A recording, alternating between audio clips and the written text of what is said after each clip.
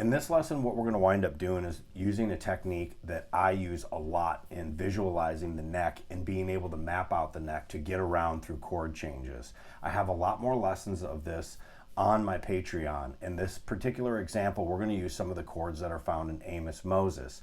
So make sure to check out my Patreon because I have backing tracks tab, full licks that I can show you, video lessons and all such. So make sure to check that out. So in this free lesson, what we're going to do is take a look at a couple of the chords in Amos Moses. What are the chords, first of all? A7, B7, and D7. This is kind of over the verse, so you get this.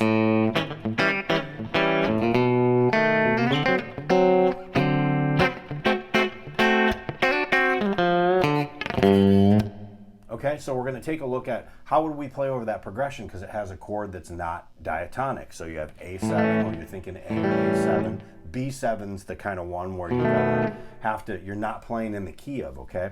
So for this one, what we're going to do is we're going to kind of, by reduction, just attack 3 strings. This is the key component, okay? The first part to this lesson is just understanding three note voicings or triads, and in some cases when you're dealing with 4-note chords, you're covering just a component of the chord, so you don't have to do big block chords like this. You're kind of thinking, and let's take the G, the B, and the E string because they're higher in the higher register, and let's take the meat and potatoes area of the neck. So otherwise you might play the chords like this.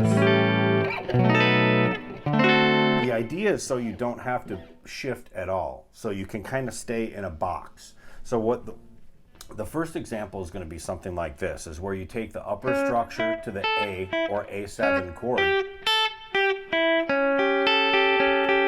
try to move as little as possible getting to the B7 chord, which, keep in mind, is not in the key. So I would probably recommend doing something like this.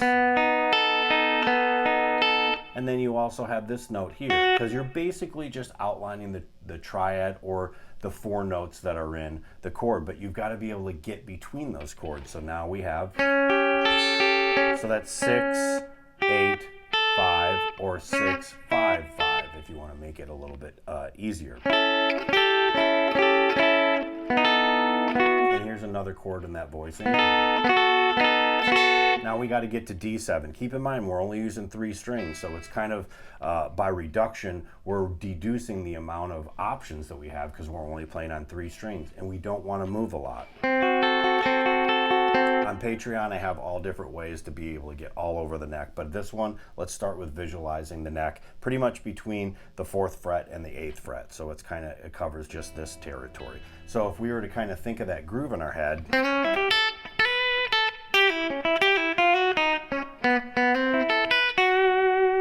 that outlined 1, 2, and then 4. So what that allows you to do is it allows you to play through chord changes, visualize them, and also understand to have certain patterns that kind of work without having to think too much. The other thing that, if you notice, that I do quite a bit is that you can chromatically work your way in and out of them. So you're not really thinking in scales.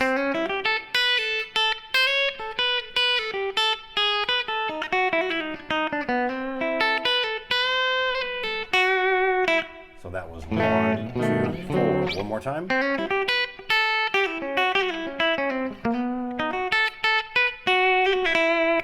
Now on that one, what I kind of did is I had a landing note that made it kind of a D9 chord. So without getting too involved in that, that's one way of being able to kind of visualize the neck, is reduce it and take a couple of chords that are, in that particular example, it's 4 bars that it covers. So you can really cover a lot of territory with not having to jump around the neck or having to think too much. So it allows you to work on your phrasing. And some of those phrases were cool, but you can always mess with them and then chromatically working your way into other elements of those chords. So that's one way of doing it. Let's add another string. And in that song, there's a bridge that has, so it's a 5, 4, 1 in the key of A. So let's take a look at something that might be in a different part of the neck. How about we do that? So we do something like this. So we're kind of up here on the neck, so we're visualizing it as, now we're playing on the A, D, G, and the B string. So we're not playing on any of the E's, okay?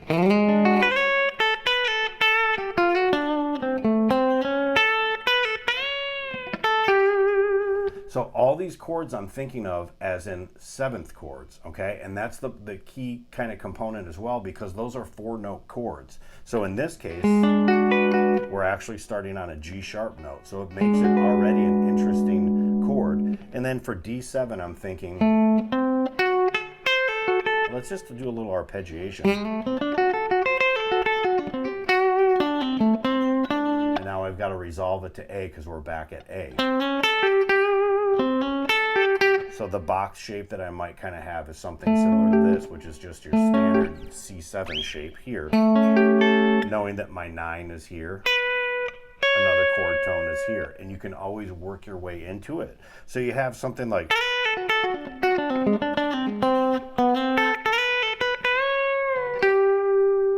Now that cover...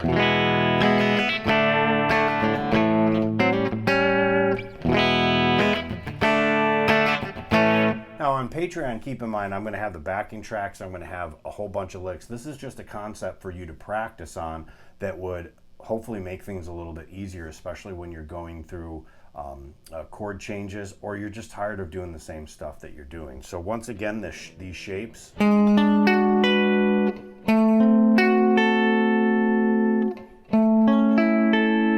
something like this. So the idea is to move as little as possible, and you can always expand upon that and move up the neck or descend on the neck. But the idea is to create these box patterns, and then you can go from one to the next. And you can do them in 3-note voicings, 4-note voicings, or the entire 6 strings that you have. That's one technique that I use a lot in covering changes. And make sure to check out my Patreon because it's got a lot more examples, tab, all the tracks and stuff like that. But I figured I'd throw that out there. I hope you enjoyed this free lesson, and we'll see you soon, okay?